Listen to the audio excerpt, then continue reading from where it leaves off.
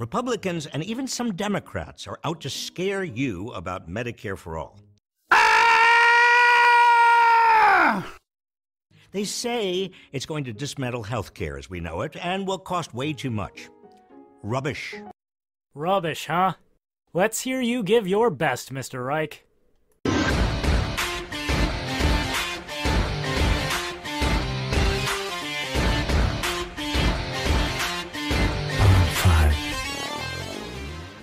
So, does everyone remember Robert Reich, the progressive economist from Inequality Media whom every good Bernie bro knows to cite? Well, he's back to teach us the real deal with Medicare for All. I suppose it's only appropriate to call in the ANCAP YouTuber who gave us How to Argue for Universal Healthcare. Lord Killian? Who dares summon me? Nah, I'm just messing with you. How's it going, my 2 cents? You up for debunking Robert Reich? Well, I've already done 5 of his videos, but why not? No tunes like the old tunes. Awesome, let's do this.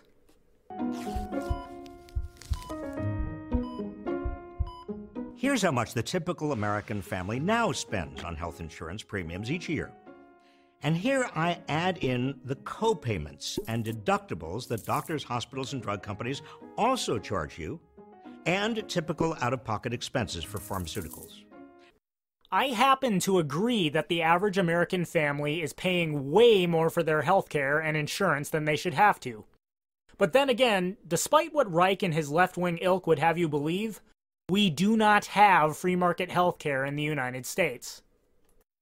In fact, England notwithstanding, most European countries have a greater level of private health care than the U.S. Insurance companies in this country are either restricted from or required to cover numerous services. You can't even purchase it across state lines.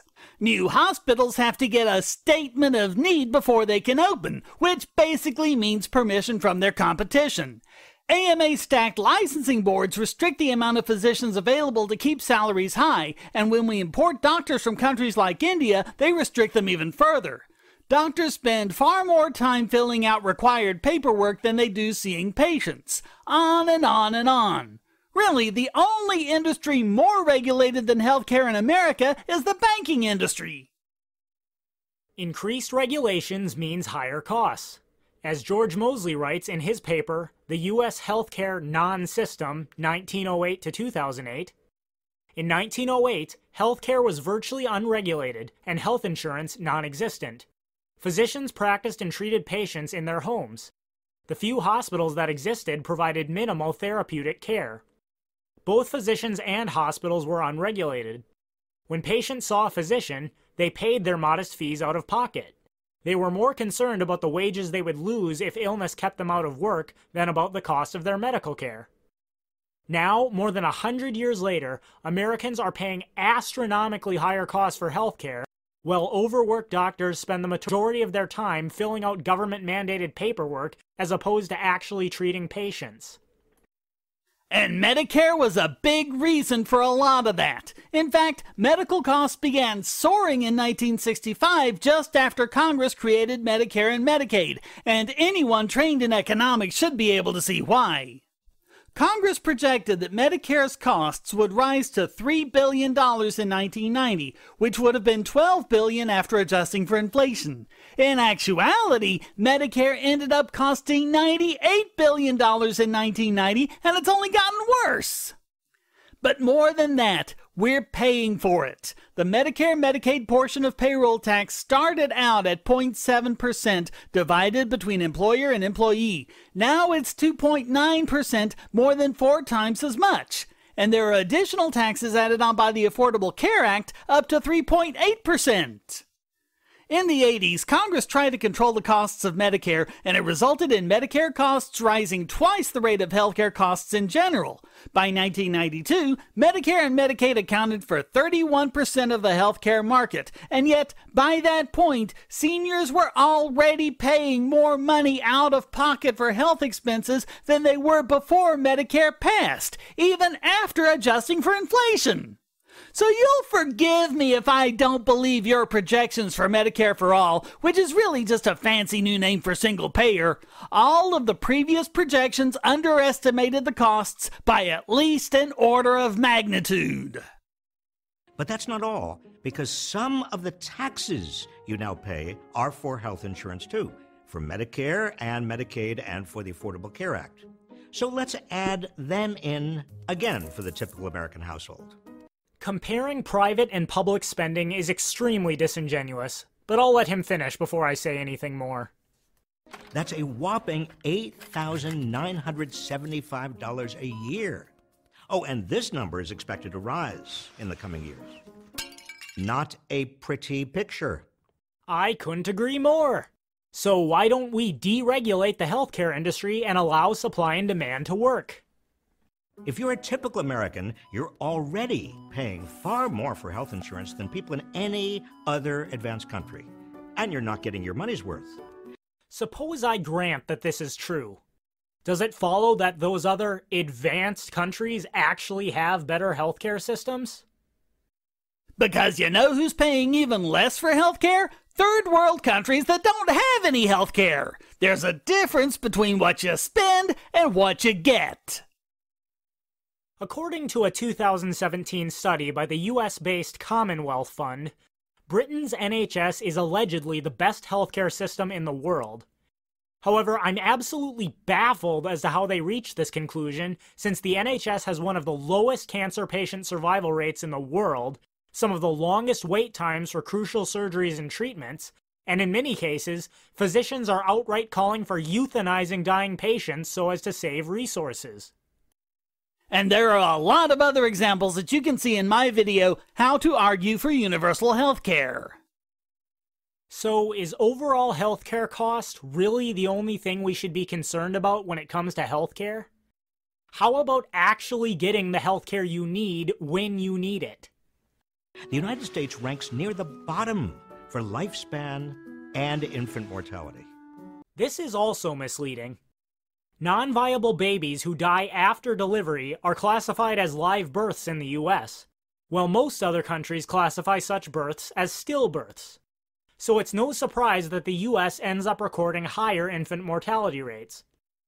Beyond that, comparing mortality rates between countries is a poor indicator for healthcare quality anyways, given that there are many different causes of death, some more or less prevalent in different demographics and populations. The US has a lot more deaths resulting from lifestyle choices, like car accidents and obesity. It's funny when you look at people who've already reached the age of 50, they have much better survival expectations than America, because by then, the lifestyle choices have had a chance to even things out. You're not comparing apples to apples. Or maybe you're one of the 30 million Americans who don't have any health insurance coverage at all. You see, a big reason we pay so much for health insurance is the administrative costs involved in private, for-profit corporate insurance. That makes no sense. The private market has an incentive to get administrative costs down. Costs imposed by the regulatory burden placed on the industry by government. My mother was the only daughter of a teenage single mother from a poor farming family who had her during the Depression. And yet, despite her meager income as a manicurist in a barbershop, she was able to pay for health insurance for both her and my mother. Why do you think health insurance was so cheap before your wonderful government started meddling? About a third of what you pay goes to the people who oversee billing and collections. Maybe because of the regulatory burden your holy government places on them? And then, of course, there are the marketing and advertising expenses, and the profits that go to shareholders or private equity managers. And profits are such a bad thing, right? If we actually had privatized healthcare, only those providers that provided the highest quality care at the lowest possible price would make any profits. How is this a bad thing? Now, what happens if we have Medicare for all? Let's first consider a limited version that keeps private insurance as proposed by candidates including Joe Biden, Pete Buttigieg, and Kamala Harris. Now, the insurance costs remain the same because it's the same private insurers and the same co-payments and deductibles. The only difference is more of this would be paid through your taxes rather than by you directly, because the government would reimburse the insurance companies. That's impossible! If it's paid for by taxes and not the consumer, then the health insurance companies have no incentive to compete based on price. Government regulations have already taken most of those incentives away, but this would get rid of the rest of them. So how would the costs not increase? You have to understand this as an economics professor, so I can only conclude that you're lying to push your agenda. I mean, really, it would be like an astrophysicist arguing for the flat Earth. This could help bring down costs by giving the government more bargaining leverage to get better prices. But we don't know yet how much. Yeah, and it also means more people going untreated while government bickers with providers, since government is by definition a third-party buyer. But let's let him finish what he has to say before I say more. Now let's talk about a different version of Medicare for All that replaces private for-profit corporate health insurance, as proposed by Bernie Sanders and Elizabeth Warren. In this version, total costs, including a possible combination of premiums, co-payments, deductibles, or taxes, are even lower. So you'd come out ahead, and everyone would be covered. So what? Everyone would be covered. Doesn't change the fact that there is a limited supply of doctors, medications, and other medical resources. Only difference is, now that healthcare is apparently free, demand for those resources is essentially infinite, which means it will be up to government bureaucrats to decide who gets what treatment and when. If you disagree, you need look no further than Britain's National Health Service. Exactly! This doesn't do anything to increase the supply of healthcare. And as an economist, Reich should know that increasing supply is the only way to increase quantity and decrease price. This option is far cheaper because it doesn't have all those administrative expenses or the marketing and advertising. It's public insurance that reimburses hospitals, doctors, and pharmaceutical companies directly and eliminates the bloat of private corporate insurance companies. And even if it is cheaper, that doesn't mean jack if you're not actually getting the healthcare you need. You'd keep your same doctor or other healthcare provider, and you could still buy private insurance to supplement Medicare for All, just like some people currently buy private insurance to supplement Medicare and Social Security.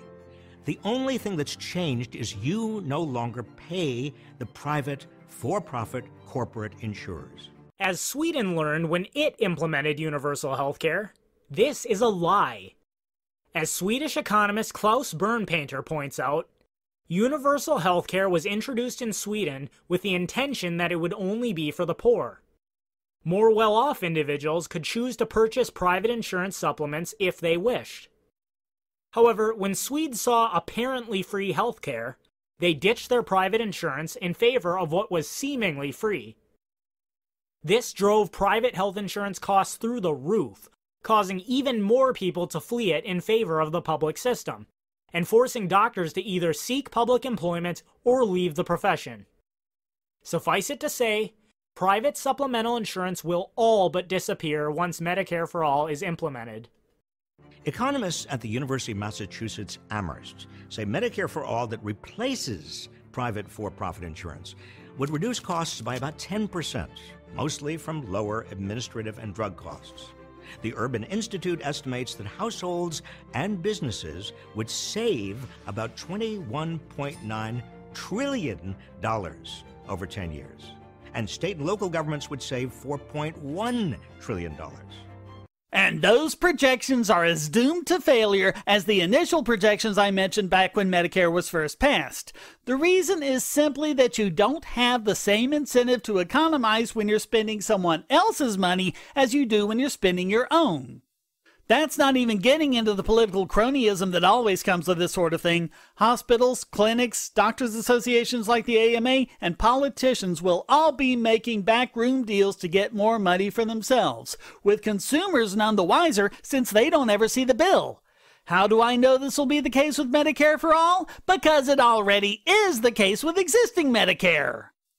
Not only that, but something else Reich knows perfectly well as an economist but chooses to ignore is that when people get something for a lower price or for free, demand increases drastically. You end up going to the doctor every time you get the sniffles, putting more of a strain on the already limited supply of healthcare resources, which again, Medicare for all does zip to alleviate. Again, comparing private and public spending is radically disingenuous.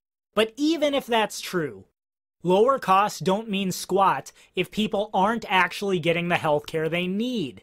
You know, if I didn't know better, I'd think the only thing Reich cares about is money. Any Medicare for all is better than our present system. But the second version is far better because, like Medicare and Social Security, it is based on the simple and proven idea that we shouldn't be paying private for-profit corporate insurers boatloads of money to get the insurance we need.